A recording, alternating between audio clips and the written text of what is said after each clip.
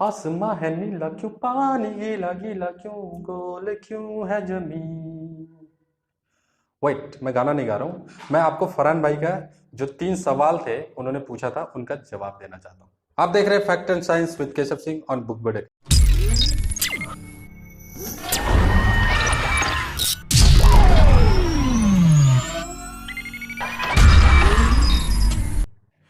तो आइए फरहान भाई का पहले सवाल का जवाब ढूंढते हैं। पहला सवाल था आसमान नीला क्यों है।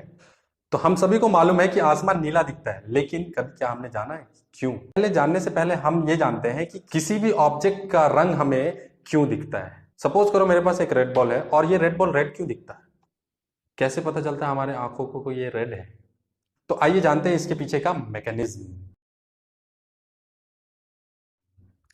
सूरज की रोशनी 7 रंगों से मिलकर बनती है और ये 7 रंग है violet, indigo, blue, green, yellow, orange और रेड। इसको साथ में हम विबग्योर भी कहते हैं, आपने स्कूल में इसे पढ़ा होगा। और ये 7 रंग मिलके व्हाइट लाइट कहलाते हैं। मतलब कि जब ये 7 कंबाइंड होके चलते हैं तो हमें कोई भी रंग नहीं दिखता है, कुछ स्पेसिफिक ऑब्जेक्ट्स हमें कलरफुल दिखते हैं।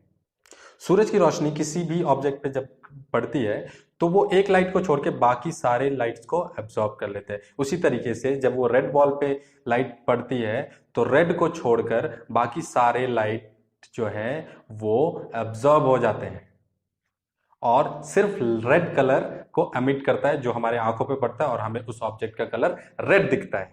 तो कुछ इसी तरीके का मैकेनिज्म हमारे आसमान के ब्लू होने के पीछे भी है, पर वो इतना सिंपल नहीं है, उसमें स्कैटरिंग का रोल प्ले हो जाता है। तो आइए समझते हैं स्कैटरिंग। रेले एक साइंटिस्ट थे, उन्होंने बताया था कि डिफरेंट कलर के जो लाइट्स होते हैं उनके पास डिफरेंट वेवलेंथ होता है।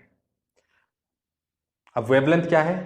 तो वेवलेंथ है हर एक कलर का लाइट अपने एक वेव फॉर्म में ट्रेवल करता है और किसी का वेव छोटा होता है, किसी का वेव बड़ा होता है। तो जिसका छोटा वेव होगा उसका वेवलेंथ हम छोटा कहेंगे और जिसका बड़ा वेव होगा उसका वेवलेंथ हम बड़ा कहेंगे। तो इस हिसाब से वायलेट का सबसे छोटा वेवलेंथ होता है और रेड का सबसे बड़ा वेवलेंथ होता है। अब आता है यहाँ पे रोल ऑफ स्कैटरिंग।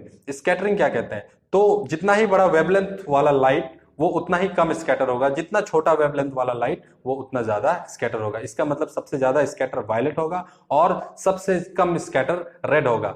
सबसे कम स्कैटर होने का मतलब है कि वो एब्जॉर्ब हो जाता है और ज्यादा स्कैटर होने का मतलब कि वो रिफ्लेक्ट होता है। अगर स्कैटरिंग होगी इसका मतलब वो लाइट अब ट्रैप नहीं हुआ और उस ऑब्जेक्ट का कलर हमें उस तरीके से दिखता है। तो अब ये जो रेले का लॉ है उनके हिसाब से जो वायलेट, इंडिगो और ब्लू है वो सबसे ज्यादा स्कैटर्ड होता है और ग्रीन, येलो और रेड और ऑरेंज सबसे कम स्कैटर्ड होता है।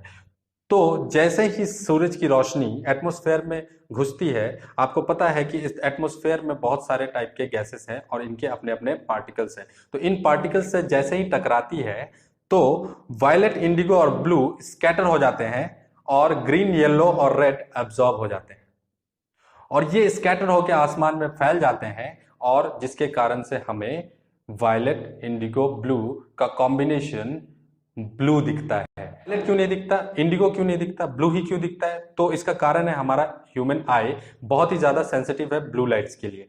तो वायलेट, इंडिगो, ब्लू बहुत ही कम डिफरेंस होता है उन तीनों कलर में, इसी वजह से वो तीनों लाइट का कॉम्बिनेशन हमें ब्लू कलर का दिखता है। और दूसरा कारण यह है कि सूरज की रोशनी में सभी लाइट्स एक मात्रा में नहीं होते हैं। तो वायलेट, इंडिगो कम होते हैं कंपेरेटिवली ब्लू के। होता तो वायलेट है सबसे ज्यादा स्कैटर, इंडिगो भी सबसे, लेकिन उसका अमाउंट ब्लू के अमाउंट से कम होता है, इसीलिए हमें आसमान ब्लू दिखता है। अगले वीडियो में जानेंगे पानी गीला क्यों है और धरती गोल क्यों है। तब तक के लिए गुड बाय।